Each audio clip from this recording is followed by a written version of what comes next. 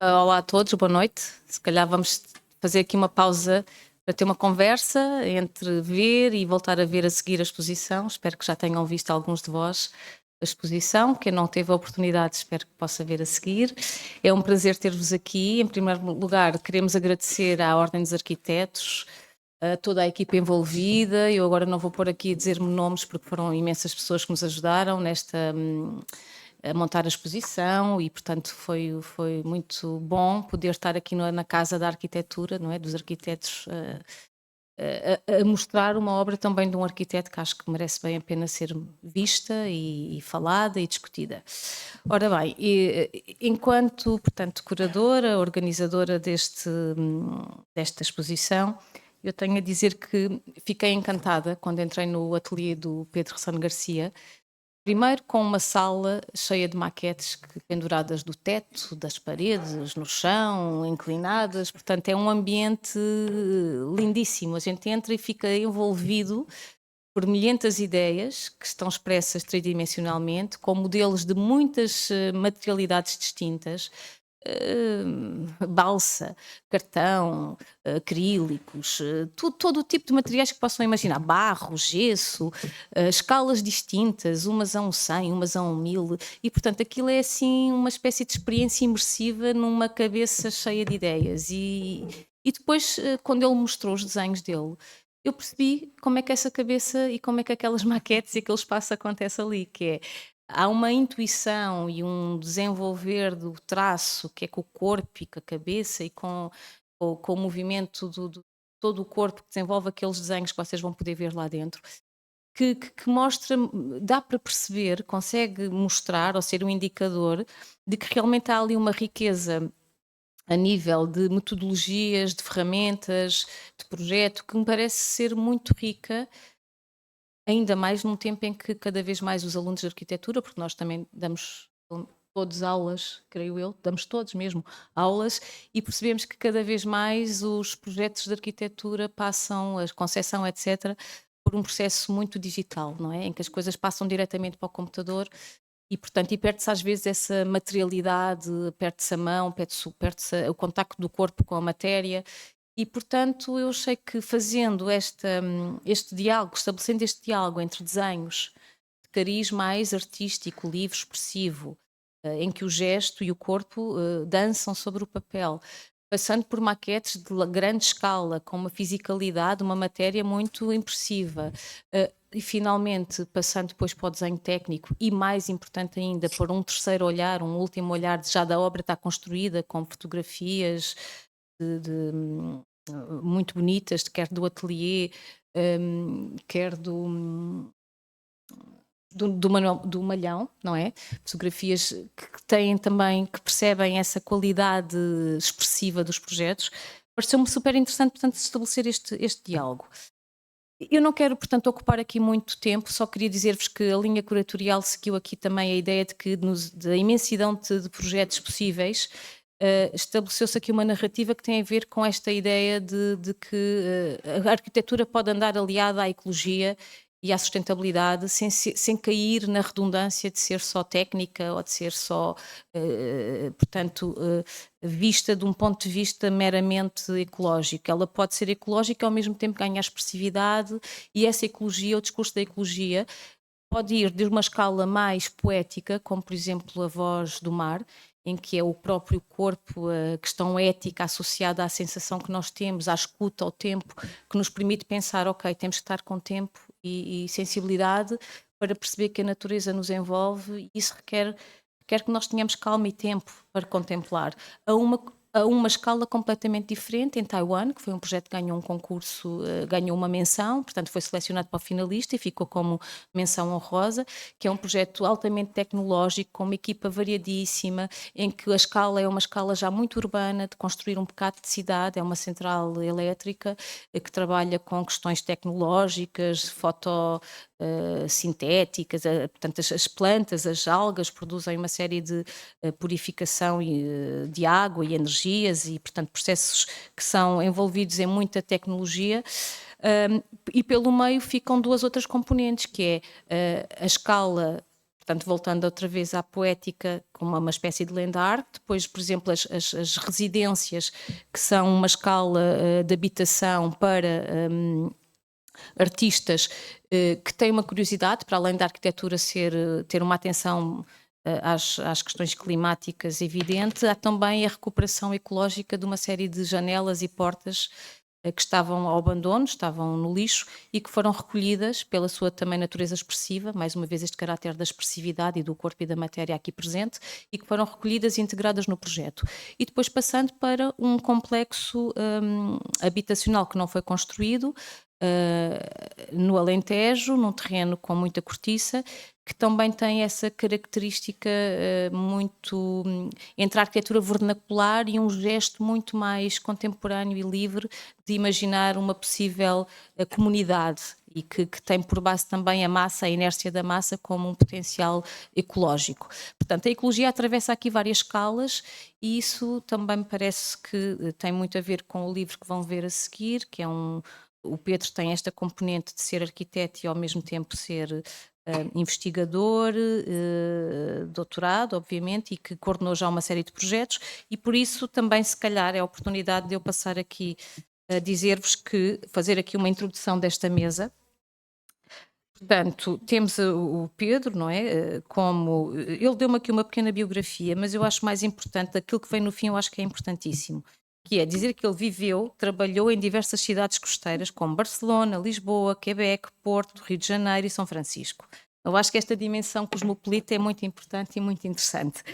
Depois, voltando àquilo que é mais arquitetónico, entre aspas, mas quer dizer, não podemos dissociar estas coisas, a arquitetura é sempre também biográfica, creio eu, como qualquer arte ou criação.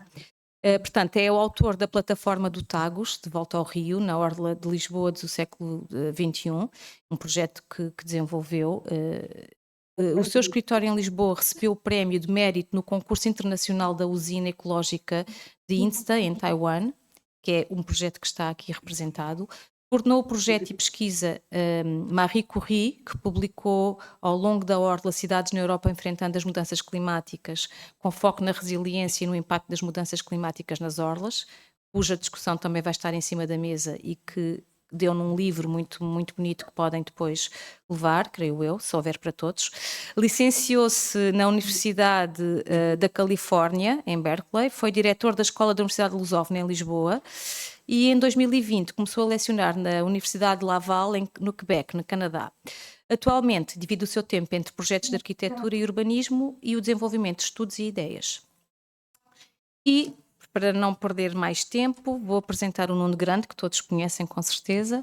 É arquiteto, curador e investigador em arquitetura, professor associado no Departamento de Arquitetura da Universidade de Coimbra, investigador no Centro de Estudos Sociais SES, coordena o Coimbra Studio, que é um doutoramento em arquitetura na Universidade de Coimbra, e Master Design Studio, Cidade e Infraestrutura, onde desenvolve investigação e prática projetual sobre regeneração urbana, infraestruturas e transformações de território. Leciona também no curso de Estudos Curatoriais do Colégio das Artes, explorando o papel urbano e social dos equipamentos e eventos culturais. É curador e integrou nesse âmbito vários eventos de referência, como a Trienal de Arquitetura de Lisboa, a 7ª Bienal de São Paulo, para além de exposições em Paris, Bienal de Veneza, Museu de Serralves, etc. A lista seria longa. A sua investigação dedica-se à arquitetura portuguesa contemporânea, com estudos sobre autores como Cisa, Portas, Birne, Souto Moura, Brandão Costa, sendo autor de várias publicações e colaborador regular em revistas especializadas. Portanto, é um prazer tê-lo aqui connosco para comentar também o trabalho do Pedro e eventualmente a publicação. Portanto, João Gomes da Silva vai estar connosco online. Vou passar primeiro, creio eu, à Inês Norton de Matos, não é? Licenciada, que está aqui presente, paisagista, também professora, como já disse, licenciada em Arquitetura Paisagista pela Universidade de Évora, percurso internacional em Bruxelas e Paris, onde integrou a Agência Française de Paysage, trabalhou com o professor Ribeiro Teles, grande mestre do paisagismo português, no Instituto Superior de Agronomia, integrando projetos como o Plano Verde de Lisboa, grande plano também. Em 97 funda com João Gomes da Silva a Global Arquitetura Paisagista, responsável por projetos marcantes como o Parque de Serralves, a Expo 98, a Frente Ribeirinha de Setúbal e diversas intervenções em espaços públicos e educativos. Participou em workshops, congressos e seminários internacionais, realizou uma pós-graduação na Universidade Nova, dedicada às culturas contemporâneas, e colaborou com a ProAP em projetos para a França e Angola. Atualmente, para além disto tudo, que já é imenso, é professora associada na Faculdade de Arquitetura de Lisboa e desenvolve investigação doutoral na Universidade Autónoma de Lisboa, centrando-se na relação entre paisagem, território e práticas emergentes. Sócio, João Gomes da Silva, também, não sei se está connosco já, online, arquiteto paisagista pela Universidade de Évora. Aí está. Olá, boa noite. Está à distância, mas está presente. Arquiteto paisagista pela Universidade de Évora, onde também ensinou até 94, visiting professor na Harvard, e é atualmente professor associado na UAL e professor agregado em Mendrisio, na Suíça. Lecionou e apresentou palestras em numerosas instituições internacionais, tais como, só para nomear algumas, Versalhes, Cornell, Caligari, o PEN, ETSAB, Barcelona e TU Berlim. Fundou em 97 com a Inês a Global Arquitetura Paisagista, dedicada à reflexão e prática crítica da paisagem a partir das transformações económicas, sociais e culturais contemporâneas. O seu trabalho recebeu vários prémios nacionais e internacionais, como o prémio Cinkel, Red Dot. Eu vou passar aqui vários, porque senão não tem fim, e foi apresentado na Bienal de Veneza, na Trienal de Lisboa e no Centro Cultural de Belém. Em 25 foi distinguido com o prémio Gonçalo Ribeiro Teles. Pronto, espero não ter maçado muito. Eu, se calhar, para abreviar, vou passar a palavra. A Rita apresenta a seguir, ou já também? Então, tá. A Rita não me enviou, eu conheço-a tão bem, e todos vocês a conhecem tão bem, mas a Rita, até vou tirar os óculos. Professora em várias faculdades, atualmente na FA e na Lusófona, investigadora, com vários projetos a decorrer, nomeadamente um dos mais importantes dedicado aos bunkers, tanto cá como a nível internacional, até ganhou um prémio, portanto o prémio Távora, fez uma viagem aí pela Europa fora à procura destes bunkers.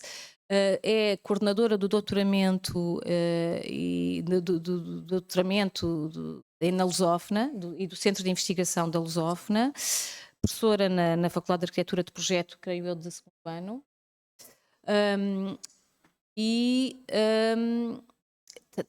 Tantas mais coisas, não sei se lembras, mas pronto, como ela não me deu um papelinho, fica assim um bocadinho mais engasgada, e portanto, e nossa colega e investigadora e curadora também de uma série de eventos.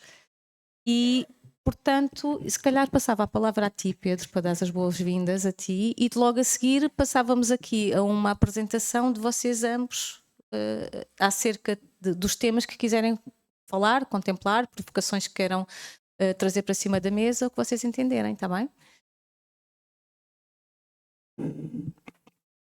Boa noite a todos, muito obrigado por terem vindo. Eu acho que não vou falar, porque eu quero mais ouvir. Portanto, já estão introduzidos e vamos ouvi-los. Eu preferia... Querem começar pela ponta? Querem começar por onde? Inês?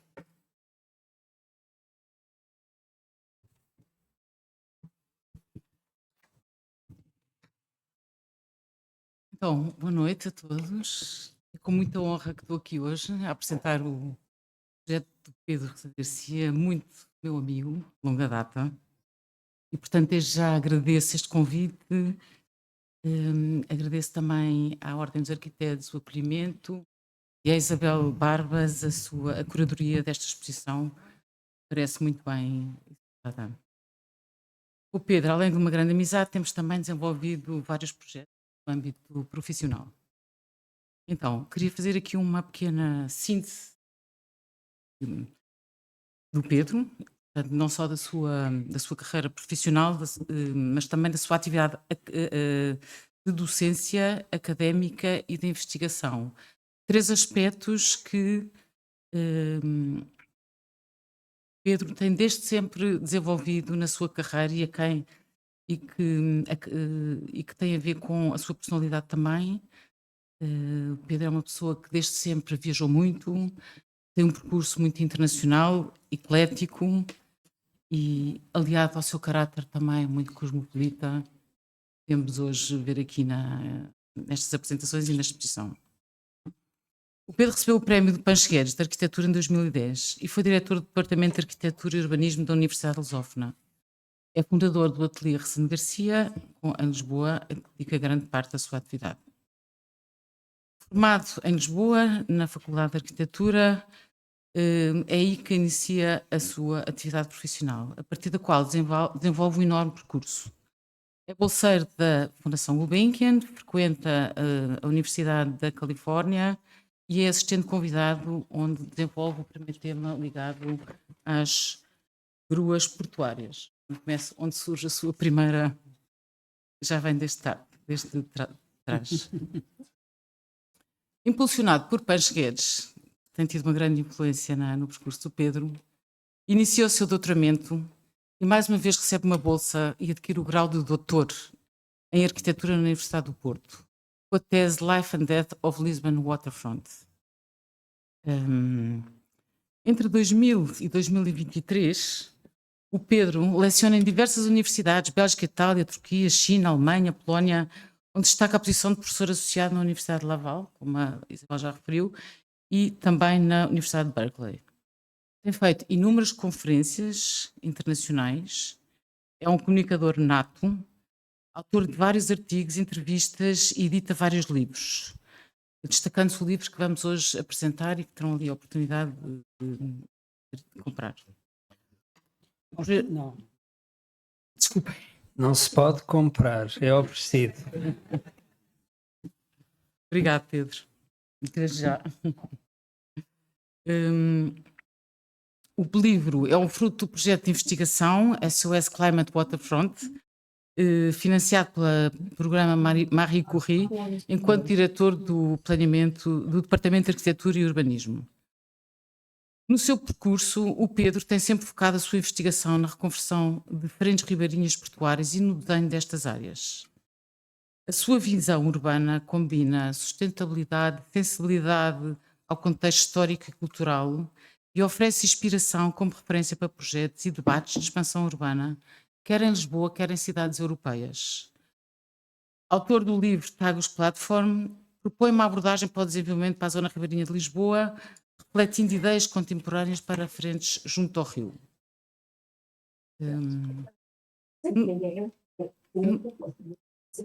Em relação à investigação que tem vindo a desenvolver, portanto, este projeto SOS Climate Waterfront incide sobre diferentes ribeirinhas em cidades europeias e a sua adaptação às alterações climáticas e corresponde a um trabalho de investigação multidisciplinar desenvolvido entre investigadores no âmbito do projeto. O seu principal objetivo reúne conhecimentos de várias disciplinas, arquitetura, planeamento urbano, ambiente, políticas públicas, no sentido de produzir soluções operativas e sustentáveis, de modo a enfrentar um desafio das alterações climáticas que o Pedro avança já há alguns anos, sempre como visionário das questões mais urgentes. O Pedro, neste trabalho, pressupõe que a vulnerabilidade crescente face às alterações climáticas torna urgente repensar a relação entre a cidade, a água e o território, não como um luxo, um urbanismo de fantasia, mas como uma estratégia de resiliência a médio prazo. Muitas das cidades europeias e globais têm zonas urbanas junto a rios, estuários e costas marítimas.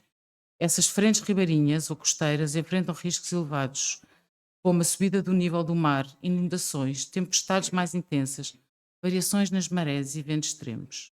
Estas áreas urbanas e portuárias são altamente densificadas, misturam usos residenciais, industriais, portuários e culturais. O impacto climático não afeta apenas infraestruturas, mas também comunidades, cultura urbana e ecossistema. 3 temas recorrentes do discurso intelectual e do trabalho que o Pedro vem a desenvolver. Não vou falar muito do projeto, porque penso que depois a Maria Rita irá falar mais em concreto. Ou seja, o projeto reuniu várias equipas internacionais e incidiu sobre várias cidades na Europa, onde foi possível aplicar estas abordagens sistemáticas para o planeamento dos espaços urbanos, de forma a torná-los resilientes. Ou seja, não reagir apenas aos desastres, mas antecipar. Uma outra característica que eu penso que é muito comum no Pedro, incorporar uma incerteza e promover espaços de modo de vida sustentável. O projeto, no fundo, parte desta ideia central de repensar as zonas portuárias e os ribeirinhos e ribeirinhas, introduzindo alguns conceitos centrais como porosidade, sustentabilidade e património.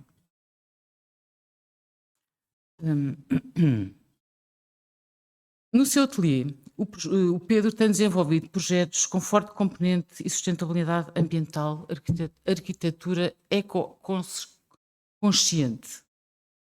O Pedro desenvolveu a prática da arquitetura, que conceptualmente articula projetos artísticos de uma forma intensa e apaixonada.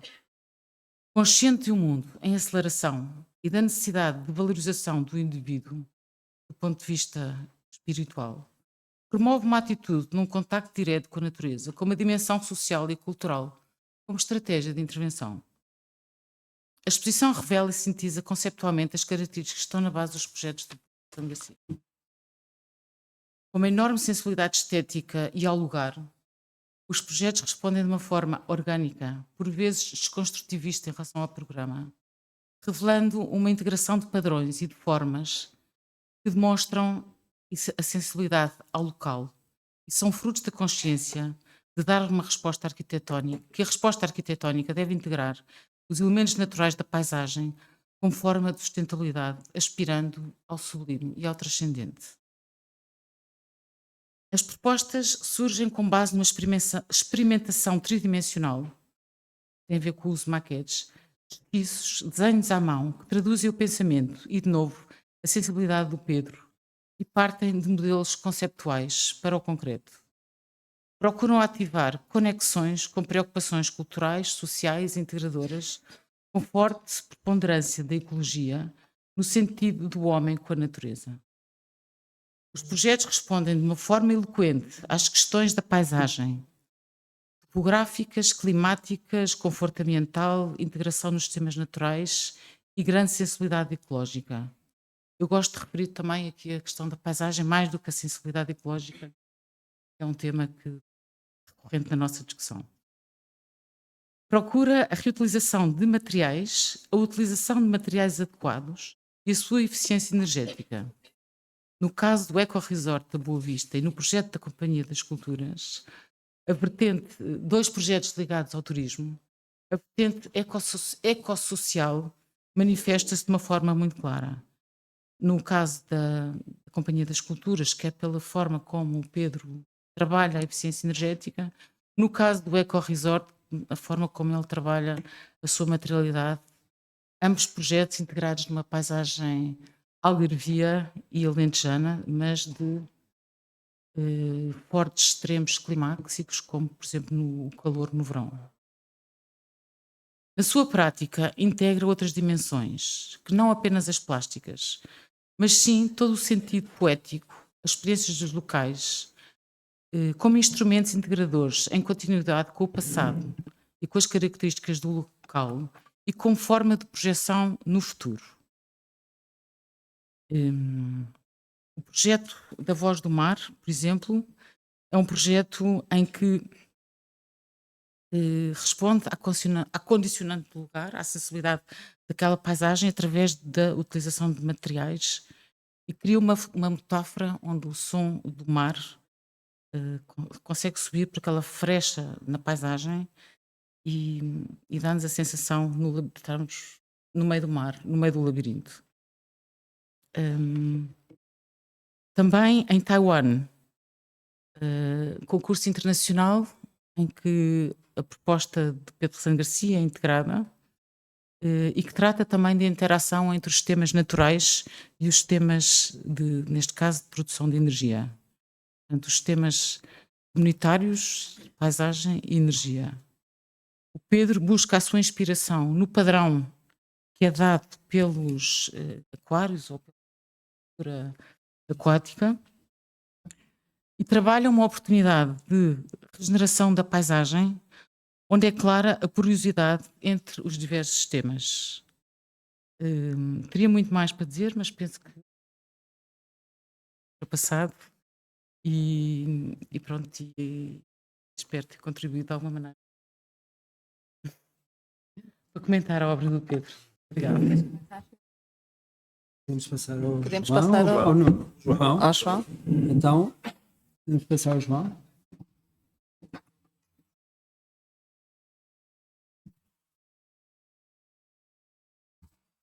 Tem que ligar o microfone, não está com o microfone desligado. Alguém tem que dizer que tem que ligar o microfone. Hugo, Ah. consegue dizer que tem que ligar o microfone? Ok. Ouvem-me agora? Uhum. Conseguem ouvir-me? Sim, sim. É que o microfone estava ligado e ficou desligado, de repente, não sei porquê. Boa tarde a todos. Obrigado por este convite, Pedro, para enfim, participar. Vou ser bastante breve, uma vez que eu penso que a Inês já referiu muitos aspectos que são muito relevantes acerca do Pedro. E gostava de fixar-me, de modo particular, num projeto que me parece bastante diferente de todos os outros que conheço do Pedro, que é o projeto de instalação chamada A Voz do Mar, que o Pedro, em colaboração com o arquiteto Pancho Guedes, em 2010, realizou, portanto, pensou e realizou. Eu penso que um primeiro aspecto, digamos, que nos dá uma ideia da importância e do significado deste projeto é o da escolha deste lugar mítico que é o Promontório de Sagres. Portanto, um lugar, pela sua natureza, mas também pela sua configuração, portanto, tem uma determinada organização relativamente uma fortificação, tem uma certa relação em relação ao acesso que se faz a partir de terra, portanto é um lugar que parece quase impossível de tocar. No entanto, esta escolha deste lugar leva-nos, digamos, a uma ideia surpreendente que eu gostava de comentar. Em primeiro lugar, num espaço de tal maneira aberto sobre o mar-oceano, de tal maneira em que a imensidão do mar parece não introduzir qualquer limite,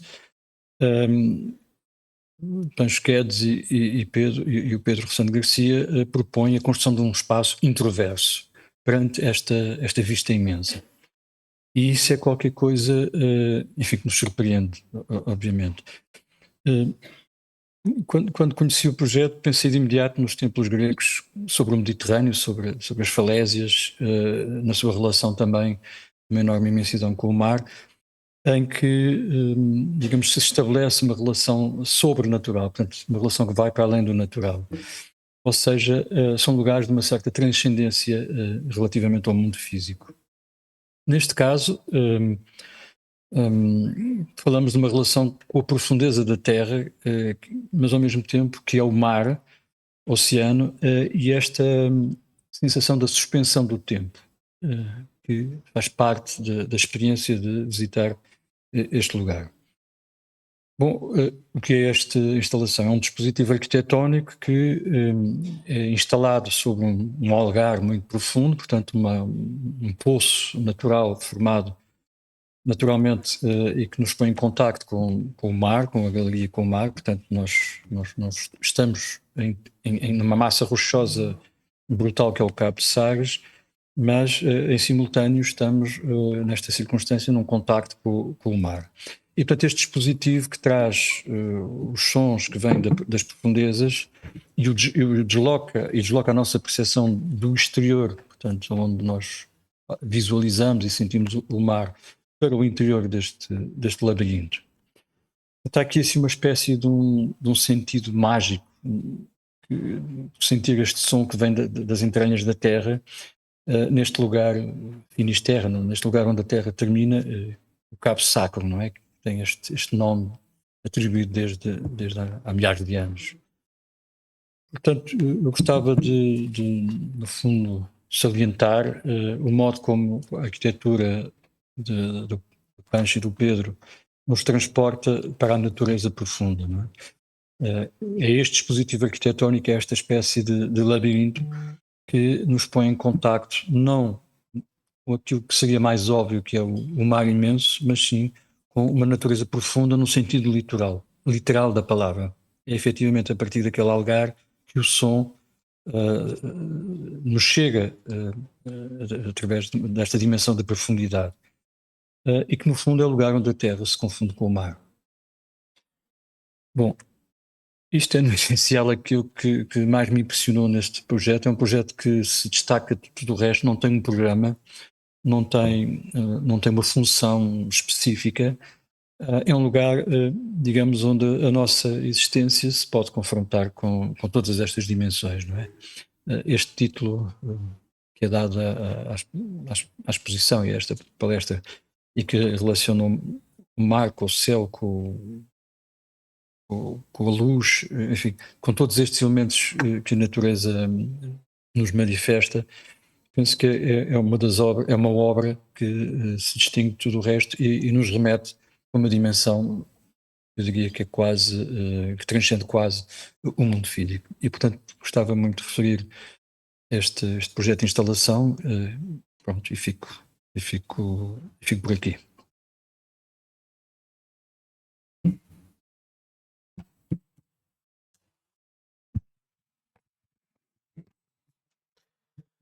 Bom, boa tarde a todos. Eu pedia que colocassem uma imagem que eu trouxe, não sei se sou eu que mudo.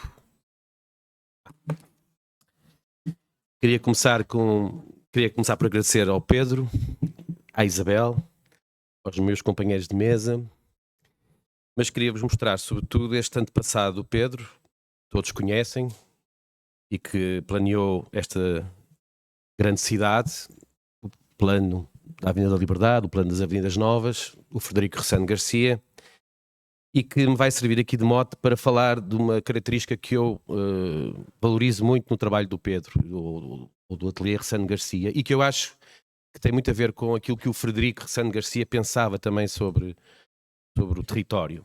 É esta característica que alguém aqui já falou, penso que foi a Inês e o João falaram, que é esta relação com a topografia.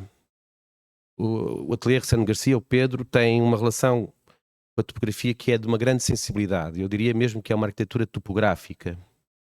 Mesmo quando faz um plano, quando a escala se alarga, é um plano topográfico, é um plano à procura da relação com o lugar, não no sentido reverente do lugar, ou seja, o sentido de ecologia de que o Pedro fala não é a de fazer desaparecer o edifício e deixar que a biosfera, digamos assim, tome conta da tecnosfera. Não, o edifício continua a ter essa sua condição técnica, infraestrutural, que me agrada muito, mas consegue uma simbiose muito interessante entre paisagem, arquitetura, território, quase como se cada obra fosse uma espécie de peça de land art. Eu acho que há aqui um lado de land art na obra do Pedro. Eu digo sempre que uma das obras que eu mais gosto do Álvaro Siza, acho que é mais ou menos consensual, é a Piscina de Lessa. E a Piscina de Lessa pode ser isso tudo, não é? É uma obra de arquitetura, é uma obra de paisagem e é uma obra de land art. Aliás, o Siza sempre quis ser escultor, como se sabe, e eu acho que se ele tivesse ido para a escultura, era um land artist. Não era este escultor que é agora, era alguém que iria exatamente tentar intervir, modificar, rasgar, sulcar a paisagem, mas sempre com uma relação muito empática com o lugar, com o território. E eu, como disse, acho que quer na dimensão objetual, quer na dimensão urbana, o trabalho do Pedro é muito topográfico e persegue essa ideia. Bom, basta olhar, por exemplo, para o Eco Resort no Alentejo, onde aqueles edifícios, no fundo, emergem do chão, sobem, criam espaço, geram pátios e depois, na verdade, articulam-se todos entre si como se tivéssemos uma estrutura celular, não é? Individualmente fazem lembrar, eu quando entrei ali vi a maquete, as casas do Alberto Ponis na Sardenha, que são casas que no fundo também estão, de alguma maneira, brotam da natureza. Mas depois tu consegues articulá-las numa estrutura urbana, ou de aldeamento, que me parece muito interessante. E dizes, algures, ou alguém terá escrito, que a ideia de turismo que tu ali queres introduzir não é uma ideia de turismo que se impõe, que vem de alguma maneira alterar o espírito do lugar, mas que pelo contrário, um turismo contextual, que fala dos materiais, fala do que é autóctone naqueles lugares e, portanto, está mais próximo daquilo que alguns teóricos chamam o nanoturismo, que é um turismo de relação com o lugar e com a memória do lugar, que é o que eu acho que Portugal está a precisar urgentemente, porque já estamos todos fartos do outro turismo, aquele genérico que vem e que se impõe no território. Eu parece-me que o teu resort, embora tenha esse nome, imagino eu, por questões também de promoção, é, na verdade, um pequeno aldeamento que brota do chão e que se afirma, mais uma vez, como infraestrutura de lugar, como algo que estabelece uma relação muito, muito bonita entre arquitetura, paisagem e natureza. Bom, depois, naturalmente, a Companhia das Culturas, que é um projeto que tu fizeste para amigos comuns, a Eglantina, não é? É um lugar também mágico que se descobre e que tu tiveste esta ideia de, mais uma vez, construir reutilizando, não é? Ou indo buscar elementos que estavam lá. Portanto, eram já elementos antropológicos, eram já produto do homem, mas que tu reciclas e retomas e reutilizas. Isso parece-me também muito interessante. Depois, naturalmente, este projeto de que falou o João, a Voz do Mar, que a mim me faz lembrar Stonehenge, tenho que dizer. Estive há 2 anos em Stonehenge, nunca tinha estado, e Stonehenge não se sabe bem para que é que servia, há várias teorias, mas aquela que se aproxima mais, talvez, de uma ideia clara é de que aquilo seria para estudar os ciclos do Sol, para ler, no fundo, a passagem do tempo a partir do que vem do céu. E no teu caso, ou no vosso caso, no teu e do Pancho Guedes, é um espaço para ouvir o que vem da terra e do mar, não é? Mas há ali qualquer coisa de sagrado, ou melhor, que se dedica ao sagrado dos elementos da natureza, que Stonehenge também tem, e eu acho, não só pelo aspecto circular, mas por essa ideia de introversão e ao mesmo tempo de extroversão, que eu acho que também tem, e de monumentalidade feita quase com nada, não é? No vosso caso, com paredes de betão, imagino, eu vi nos renders. Parece-me um projeto que se aproxima muito dessa ideia quase ancestral, primitiva, de que somos nós e o cosmos, não é? E desse ponto de vista, a relação com Stonehenge parece-me, pelo menos para mim, faz completamente sentido. Bom, depois o projeto de Taiwan, em que realmente esta visão topográfica adquire a escala da cidade. Tu utilizas uma espécie de uma retícula, que não são bem ruas, mas podiam ser ruas urbanas, são ruas pedonais, mas que se levantam mais uma vez do chão para criar um edifício. No fundo, é um edifício que quer ser topografia, é uma topografia que quer ser um edifício. E depois o elemento vegetal ajuda um pouco a compor isso. Há também uma relação com a ideia dos viveiros de peixe, não é? Portanto, há toda uma relação com aquilo que o homem foi fazendo ao longo da história, que é, de alguma maneira, domesticar, quando pode e como pode, esse elemento natural, esse território, esse solo, que também serve para gerar energia e para no fundo, aquilo é uma power plant, não é? Portanto, é um espaço é um espaço para gerar energia, mas, ou para, pelo menos para conservar, mas é essa ideia de que não pode existir, não se pode mais uma vez impor, tem que dialogar com o território e com a topografia.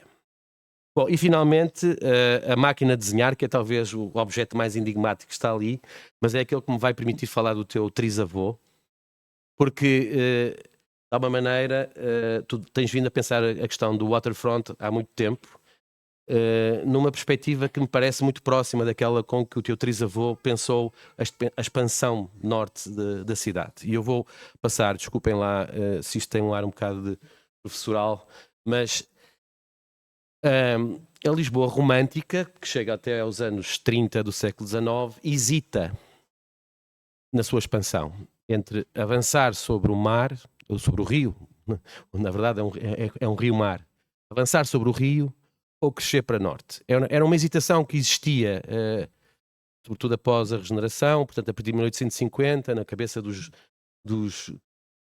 planeadores e dos engenheiros civis, a ideia de como é que esta cidade quer crescer, tal como Paris estava a crescer, como é que ela deve crescer. E há uma série de perspectivas interessantes sobre isso, e uma delas é a do Tomé de Gamon.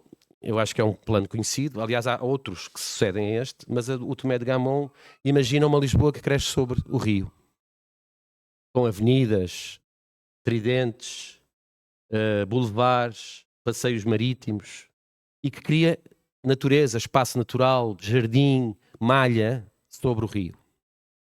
Podia ter sido uma outra Lisboa esta que o Tomé de Gamon imaginou, mas na verdade quando e que está aqui mais ampliada, e estamos a reconhecer alguns espaços da Frente Ribeirinha, entre eles aqui a zona onde o Pedro fez um estudo com os seus alunos, não é? Aqui perto ou sobre o Museu das Janelas Verdes, mas também Alcântara, o grande jardim de Alcântara que o Tomé de Gamon imaginava, Santos, e este enorme boulevard que parte da Praça do Comércio e vai em direção a Alcântara.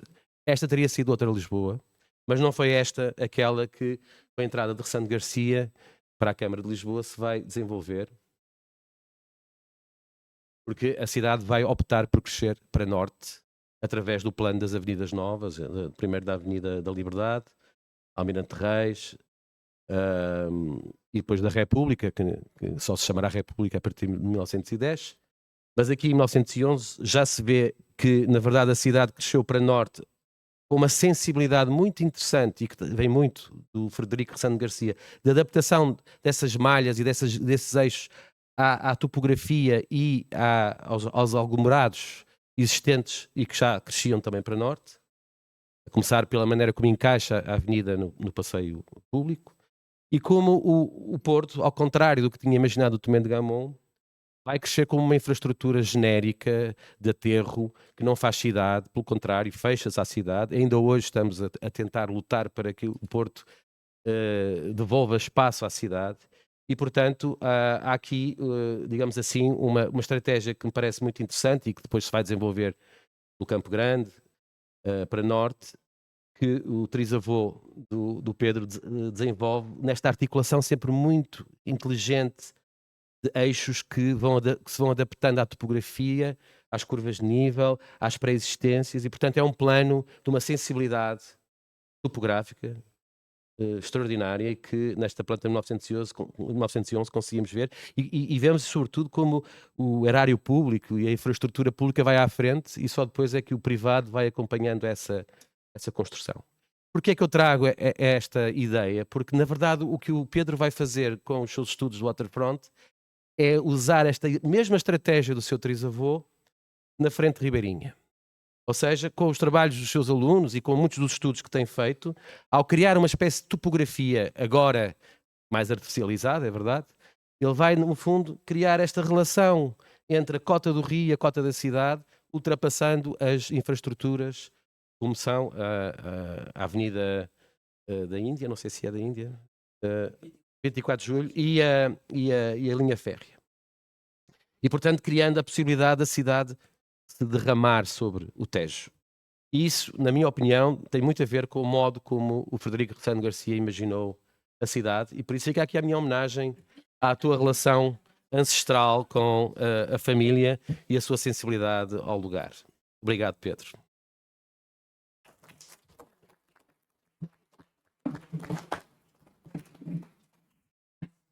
Então, muito obrigada aos três. Não sei se o João nos está a ouvir. Bem, eu só tenho que dizer uma coisa, que é: este projeto não foi selecionado.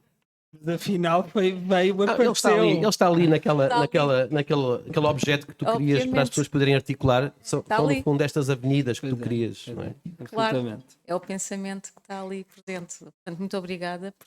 É sempre uma delícia ouvir estas associações e criatividade do Nuno Grande a pensar sobre estas questões associadas com o território, com a arquitetura, com a sociedade. Não, é hereditário, não inventei nada, é É hereditário. hereditário, não há invenção, não há criatividade alguma, é tudo.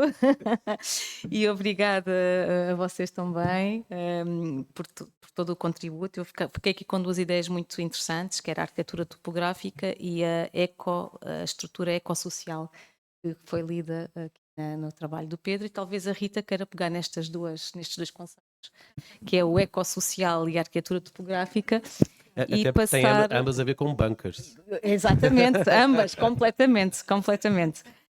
E quero fazer aqui agora um apanhado e uma passagem para o projeto Marie Curie e para o lançamento do livro que nos traz também aqui hoje. Rita, acho que tens aí. Muito obrigada, Isabel. Obrigada, Isabel e Pedro, pelo convite.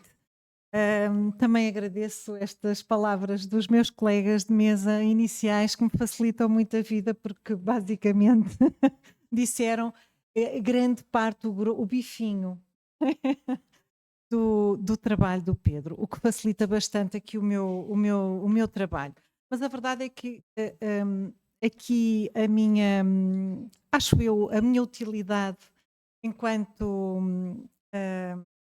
acrescentar aqui alguma coisa realmente tem a ver com, se calhar, um lado, talvez é projetual também, mas é um lado, talvez, em que o projetual se torna investigativo, que tem a ver com a experiência que tenho tido com o Pedro nos últimos anos, na academia, portanto, nas aulas, portanto, enquanto, aliás, tivemos vários anos a cadeira de projeto, mas também neste outro lado que conjuga naturalmente com a academia, que é a questão da investigação.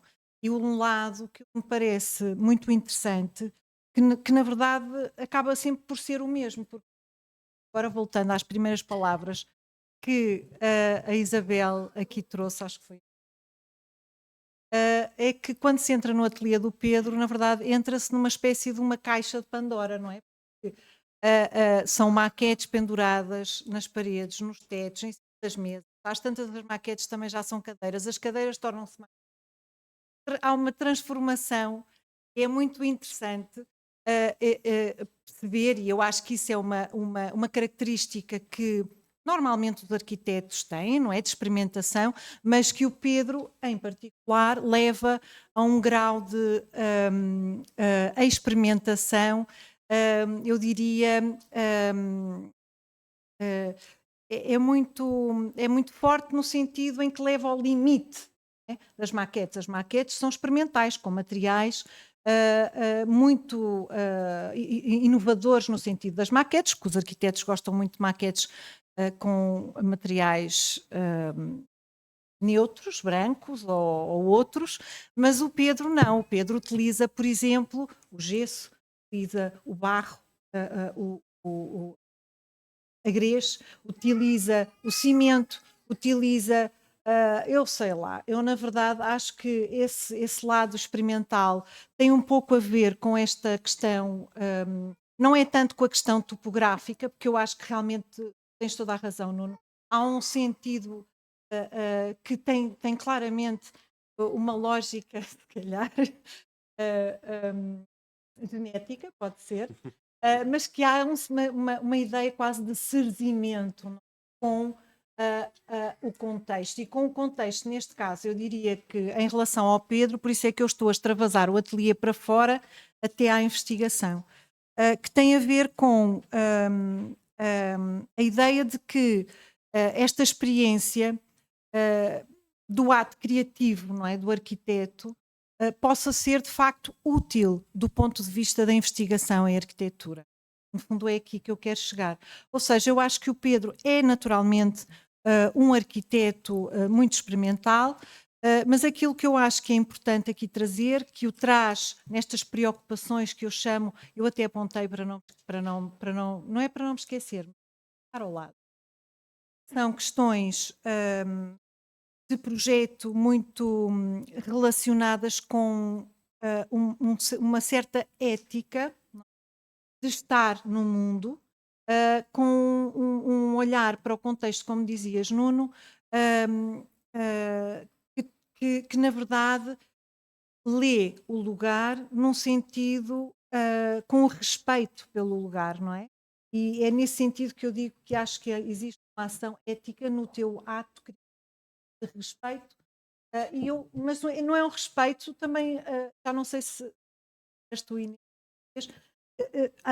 não é para o lugar não ficar alterado, é para transformar o lugar e até elevá-lo, de certa forma, a um novo estágio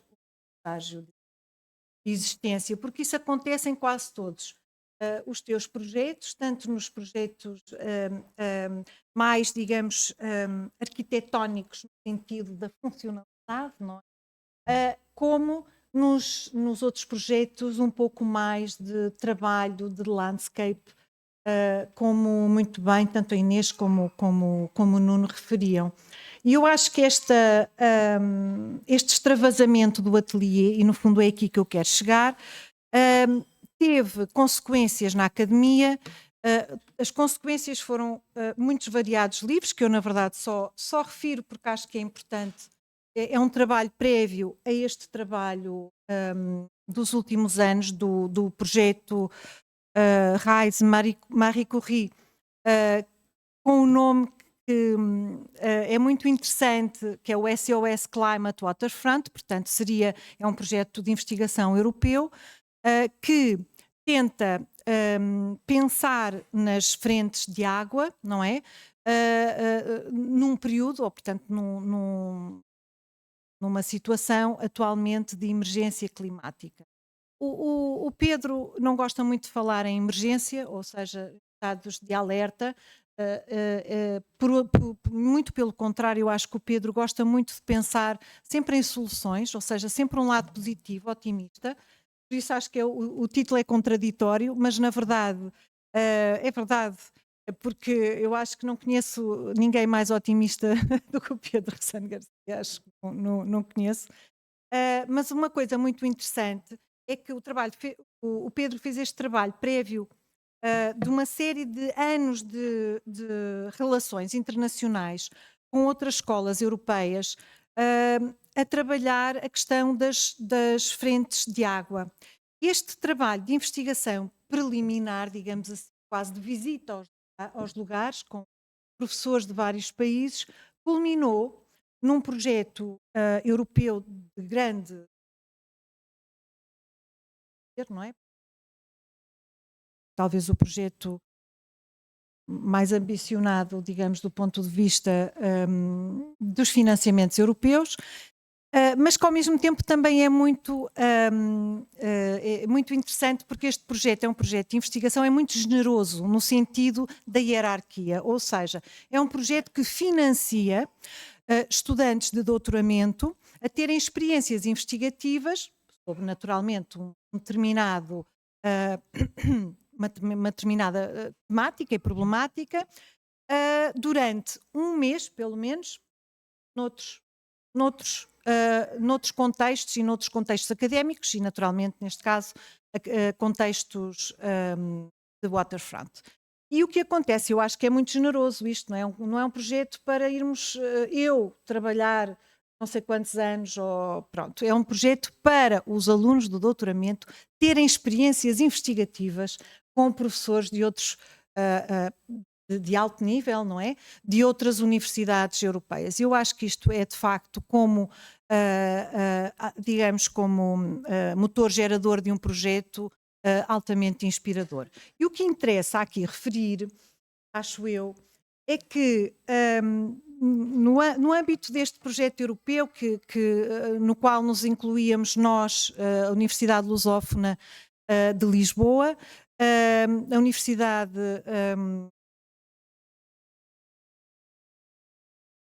de Estocolmo, a Universidade de Aristóteles de Tessalónica, a Universidade de Roma, portanto, a La Sapienza, e a Universidade de Gdansk. Ou seja, 5 cidades europeias com problemáticas muito complexas relacionadas com os seus waterfront. O que é interessante aqui perceber é que nos eventos que foram organizados no âmbito deste projeto de investigação, foram envolvidas dezenas de pessoas em cada evento, e eu acho que foram organizados 12 eventos. 12 eventos de um mês de investigação, onde em cada evento estavam cerca de entre 30 a 50 pessoas, portanto 30 e 50 investigadores a trabalhar juntos durante um mês para resolver uma problemática de uma waterfront num determinado país. E o que é muito interessante, para além naturalmente da variedade de casos de estudo, é também a generosidade que o projeto tem de incluir, na verdade eu acho que não foi projeto,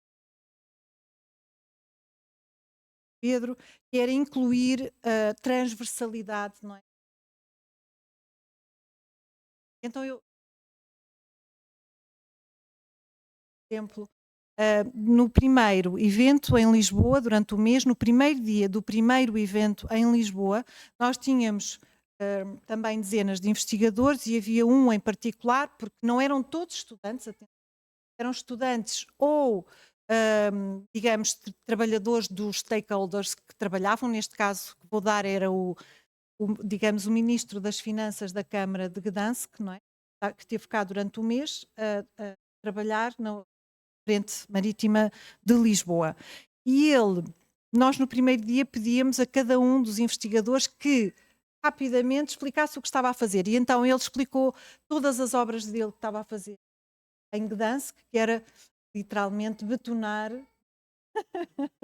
era proteger as frentes de água, não é? Portanto, proteger, no caso, portanto, na cabeça dele, era betonar, não é? Para proteger que a água saltasse para zonas construídas. E então, muito engraçado é que no dia em que nos vimos, este mesmo investigador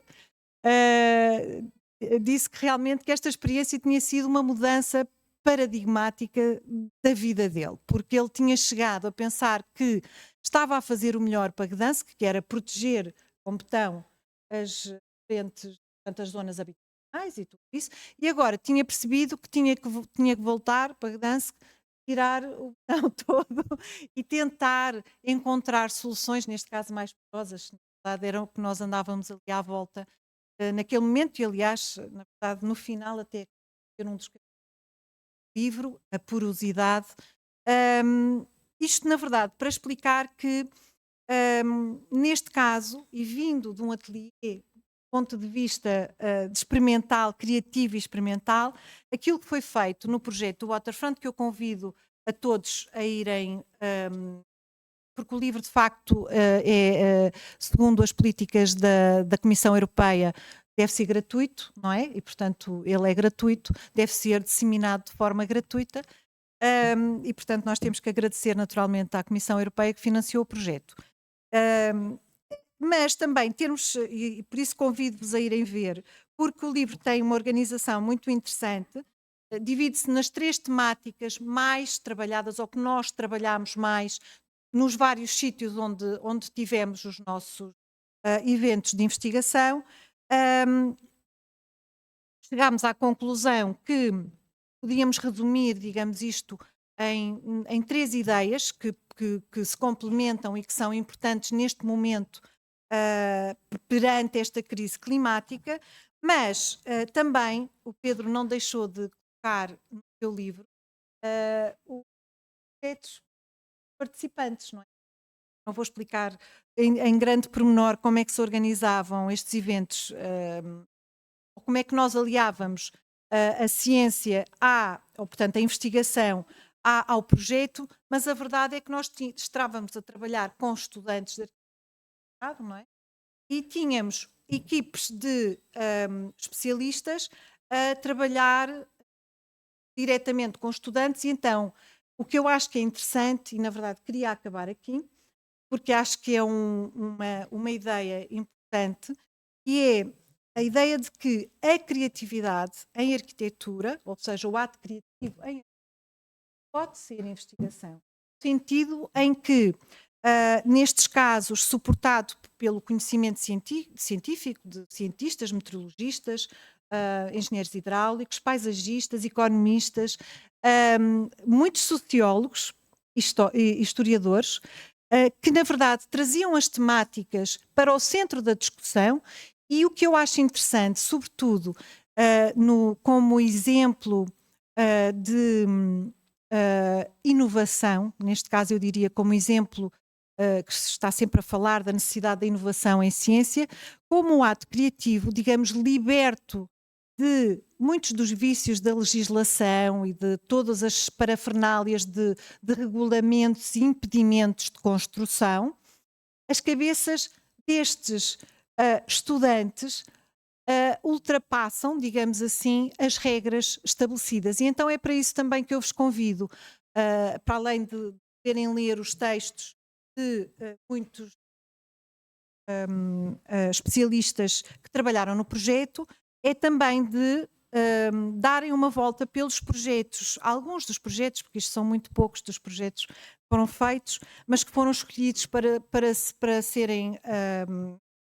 serem publicados aqui, para perceberem também como, na verdade, é possível ainda conciliar esta ética do lugar e da ecologia com um sentido de criação e, portanto, um sentido de romper com, digamos, o estado existente. Esta ideia da criatividade do Pedro que se expande pela academia e pela educação. Obrigada.